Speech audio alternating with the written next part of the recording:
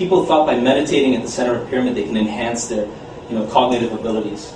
The pyramid is actually related to the Earth, harmonically coupled in proportion, which we'll find out more about later. But it's the geometry that's really important about it. That kind of relates it to complex harmonics and much of what we do in music and also in electrical engineering.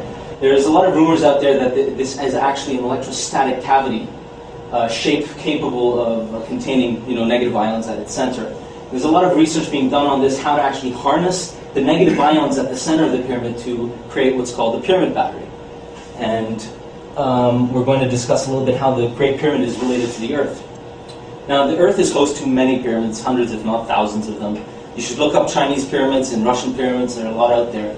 But the pyramid is from the Greek word pira, which means fire, and mid from miden, which means in the middle. And pyramids employ a knowledge of astronomy, but also geometry as well.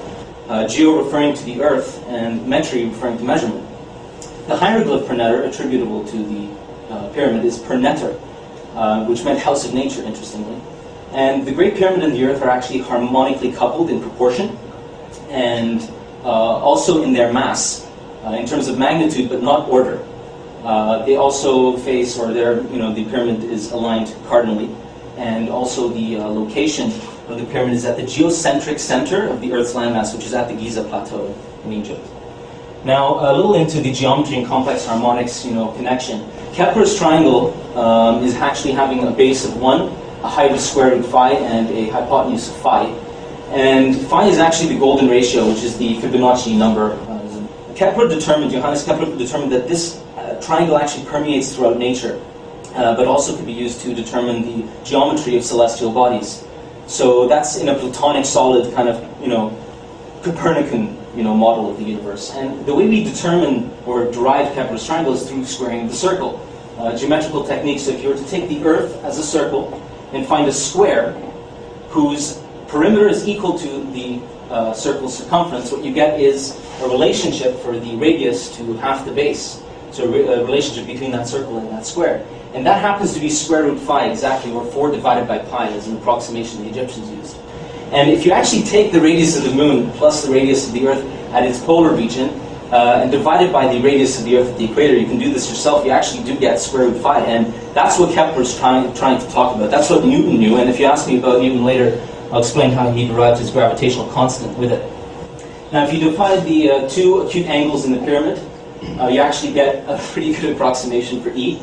E is Euler's number. It's used in music and geometry, I guess, also electricity, and it follows the laws of complex harmonics, like architecture in general. As Goethe said, architecture is frozen music, and the Great Pyramid's frequency is actually equal to its angle of inclination, so 52 hertz. And sound EM waves at that frequency will provide coupling. Constructive interference will also step up power. And just looking at some of the theories out there on the Great Pyramid's electromagnetic properties, a lot of electrical engineers have kind of understood, especially actually chemical engineers at MIT, have discovered that the outside casing stones were not actually natural limestone at all, and that they were actually fabricated with a geopolymer that covered its surface. That could actually contribute perhaps to the capacitive abilities of the pyramid. Electrical engineers have also found that the north and south shafts in the King's Chamber are actually hydrogen-line waveguides, optimized for microwave transmissions in the 21 centimeters in width. But Joe Pardy, the inventor of the gamma-ray transducer, actually tried to show how a pyramid in an alternating magnetic field can create what he called a pinch-off bubble around it, which would essentially block out any EM radiation, and is powered by the microwave and gamma-ray transmissions that are natural in our universe. And if we look at the King's Chamber closely, we actually realize that it's the only part of the pyramid that's quartz granite in nature. And quartz is, of course, piezoelectric in nature. And that means kinetic energy can be transmuted into electrical, and it does this through sound, because sound creates pressure, and pressure induces kinetic energy in the crystals embedded in the walls. Now, the cavity resonators, there are 5 cavity resonators above, they actually help step up the power. Why? Because each one is tuned to a different frequency, and if we study this more in detail, we'll find out exactly how the King's Chamber and the 5 slabs above are related. Now, we have the antechamber, which serves as an acoustical filter. It had 3 portcullis slabs that were on rope and pulley, and it actually is used to filter out noise that's coming in from the Grand Gallery. The Grand Gallery is core-belled in nature, so it projects sound upwards, according to acoustical engineers, and also houses 27 holes or slots on each side. Some people believe that it could have housed Helmholtz resonators of some sort, which is the Queen's Chamber. This is what the research is about. This is about how the shape itself could potentially act as not only an ideal antenna, but a capacitor collecting negative ions at its center. There are impurities that exist in the chamber. There's a lot of, evidence that water had somehow been pressurized in there, perhaps creating electrolysis or instigating electrolysis. Water would come through the Nile and actually flow into this chamber. There's also a shaft that goes straight down into the earth, providing that resonant frequency of the earth, the pulse of the earth, whatever they used, in fact, to help sound project itself throughout the pyramid. But just to cut a long story short, hydrogen and oxygen would be produced in the subterranean chamber.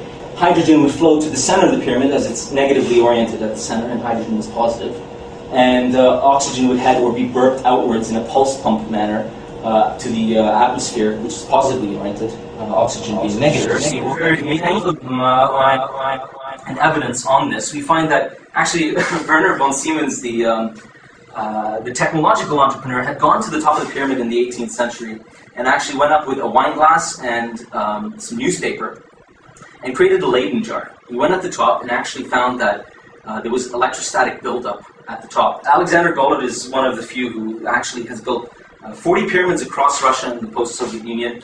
And he found that when he was building his first pyramid, the KGB was actually attracted to it because for some reason, there was some sort of standing column or wave that had actually interrupted their military radar system. So they had gone there midway through construction to investigate. Now, Joe Parr, the inventor of the gamma-ray transducer, as I mentioned before, was the first one, 25 years, studying pyramids, was the first one who actually went up to the top of the pyramid with an ES field meter to try and actually gauge, an understanding of how much, energy we're talking about here. And he actually put together an 11-year solar cycle map that actually would determine when the pyramid has its most effective or is most effective. He actually did more research into shape power, how actually electromagnetic field lines, like a prism, would disperse and diffract light. How does a pyramid actually curve the magnetic field lines of the Earth, to provide, energy at its center. And, coming up, Les Brown, a Canadian researcher, had done research, actually built one in his backyard and did something analog, like he put together, an antenna at the top, put together an antenna at the bottom, and story has it is that when he went and attached a piece of wool to what he found is that he actually was recoiled backwards. There was so much electrostatic buildup or something at the center of the pyramid that in some way or form he was, shocked. This is Flavio Thomas. He industrialized his idea. He was able to actually pull, energy out of the center of a pyramid and power a 12-volt fan. And there are just a lot of people out there who just claim that they figured it out. They know how to harness energy from a pyramid. So, and in terms of data collection, I'll be doing some 3D simulations using an ES field meter and a Gauss meter, as well as an antenna hookup. And so, essentially, what we need to do is investigate, because it's like Einstein said, to condemn without investigation is the height of all ignorance. So what we're trying to do here, what I'm trying to do here, is not be ignorant. Thank you very much.